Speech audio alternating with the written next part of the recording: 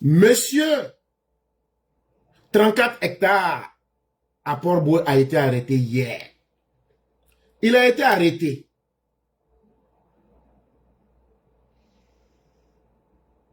Monsieur s'appelle Aliou Brou-Jacques. C'est lui qui nous dit-on, le 3 juin 2026, il a pris Grumier, Caterpillar, char combat, pour aller casser quartier des gens. Il allait casser une partie de Koumassi campement. Quand il a fini là, on dit qu'il est rentré en brousse. Quand il est rentré en brousse là, le communicant de Tidjam Thiam vous dit que Tidjam Thiam est devenu gentil là. Tidjam Thiam dit aux gens, voilà à faire ça là, on n'a qu'à charger. Il dit, dites que Ouattara avec son régime là, que c'est lui et puis ses gars qui sont derrière l'affaire là. Et puis ils ont fait sortir le monsieur dans Clando, que le monsieur est au Maroc.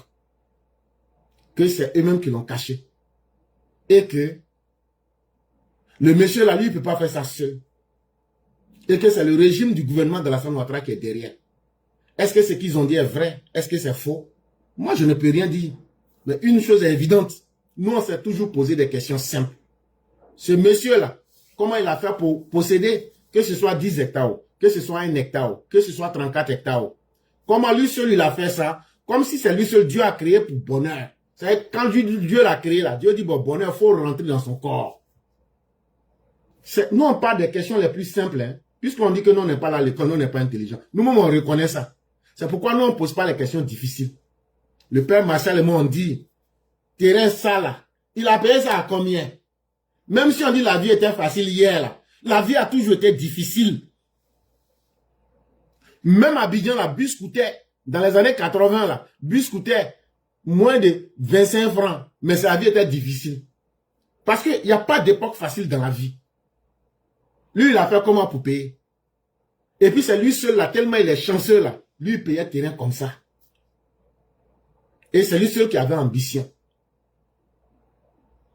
Et le monsieur là, beaucoup parlent de lui. Mais si on demande c'est qui? Il s'appelle Aliou Brou-Jacques.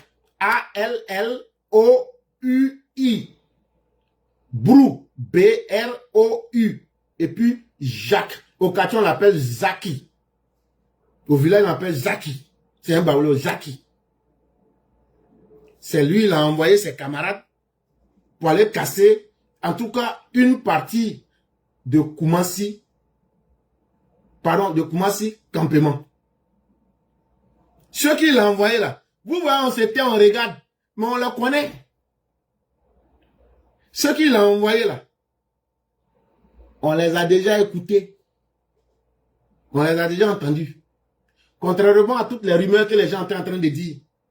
Ceux qui disaient, vous l'avez fait fuir, vous l'avez fait fuir là. Dès qu'on a attrapé hier le monsieur, pourquoi? On pleure pas, on crie pas. Attendez, calmos. On l'a attrapé, non?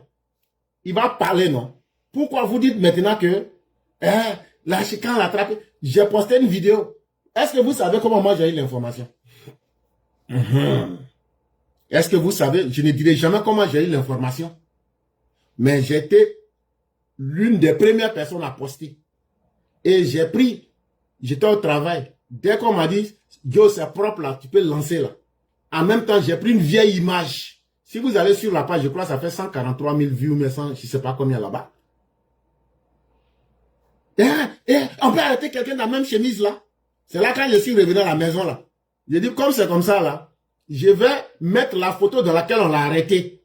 Quand on l'a arrêté, à Port-Boué, Gonzagueville, quartier Terre Rouge hier, là, quand on l'a arrêté là, chemise, il était dedans là. C'est ça j'ai posté, et puis c'est sa photo qui est là maintenant. Vous n'allez pas dire que c'est IA. Et où on l'a arrêté? On l'a arrêté quartier Terre Rouge. Quartier Terre Rouge se trouve où? Ça se trouve à Port-Boué, dans le sous-quartier qu'on appelle Gonzagueville. C'est là-bas on l'a arrêté. Quand on l'a arrêté là, on dit il faut donner tes pièces. Quand il a donné ses pièces là, on voit c'est bien lui, Aliou Brou-Jacques. Il est né le 1er janvier 1950 à Gouro-Minakoro. Gouro-Minakoro, c'est une sous-préfecture de Tumodi. Son papa s'appelle Aliou. A-H-O-U-L-I. Et puis Aloui. A-L-L-O-U-I. Et puis sa maman s'appelle Kwaku Aya. C'est pas marié tout ça. Sa maman s'appelle Kwaku Aya. Ah, donc là, c'est lui qui m'a attrapé en chair et en os. Si je sors pour vous dire tout ça là, c'est que c'est pas amusement. On ne peut pas dire qu'on s'est trompé. Maintenant là, les petites questions qu'on voulait poser et que vous n'avez pas le courage de vous poser, vous voulez nous distraire pour tomber en brousse là. On va lui poser les vraies questions là. On lui a demandé, tu vivais où? Il dit, je vivais à Koumassi, Inch'Allah. Il dit qu'il était ingénieur de télécommunications à la retraite. On dit, il n'y a pas de problème, tout ça, c'est pas grave. C'est toi qui as envoyé les gens le 3 juin 2026 pour aller casser le quartier Koumassi Campement, non? Il dit, hein? On dit, tu étais seul ou même tu n'étais pas seul? Il dit, ah, je ne peux pas avoir fait ça seul. Il a donné des noms.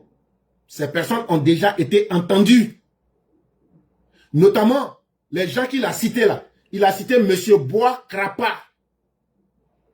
Valérie, le directeur général des services techniques du district autonome d'Abidjan.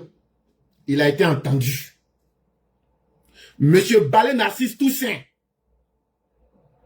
maire de la commune de Koumassi. Il a été entendu.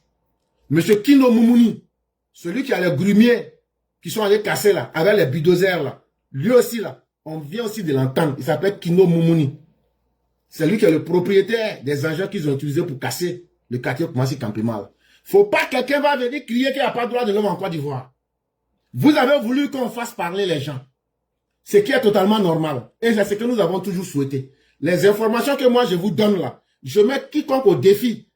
Je mets quiconque au défi. Si quelqu'un arrive à montrer que ne serait-ce qu'une demi-information est fausse là, je te transfère 1000 $ américains. Je dis bien, je mets quiconque au défi. Et donc, sur ce, on se calme, on ne se plaint pas. Les choses se feront dans la légalité. Le régime du président Alassane Ouattara n'est pas un régime de voyous et nous n'allons pas permettre la voyousie. Kémy Séba, il a été arrêté, tout le monde sait. Quand il a été arrêté là, il voulait se cacher pour aller en Europe. Et de cette affaire, hier, il a été écouté. Il est allé devant les juges. C'est en Afrique du Sud là-bas. Lui, son fils, et puis son ami blanc là, du Ku Klux Klan, le raciste blanc là. Que non, que eux ils demandent qu'on a qu'à les libérer sous caution. Ça veut dire eux vont payer un peu d'argent, on a qu'à les libérer. Là, eux vont rester et puis ils vont attendre. Ça s'est passé hier, 18 juin 2026. C'est là le tribunal l'a dit. On n'a pas confiance en toi. Quand on regarde ta tête, on dirait œuf de canard. Là. Tu n'es pas une bonne personne. Parce que quand on fait la morphopsychologie, là, en fonction de la forme de ta tête, là, on sait qui tu es. Toi, là, tu n'es pas une bonne personne. On ne va pas te laisser, tu vas fuir comme ça.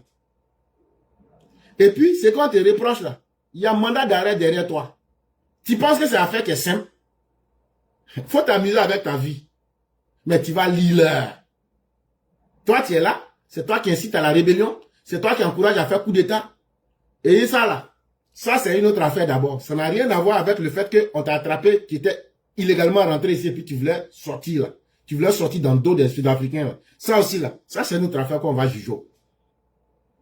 Toi qui te promènes pour jouer les bavards, soit disant que tu es panafricain radical.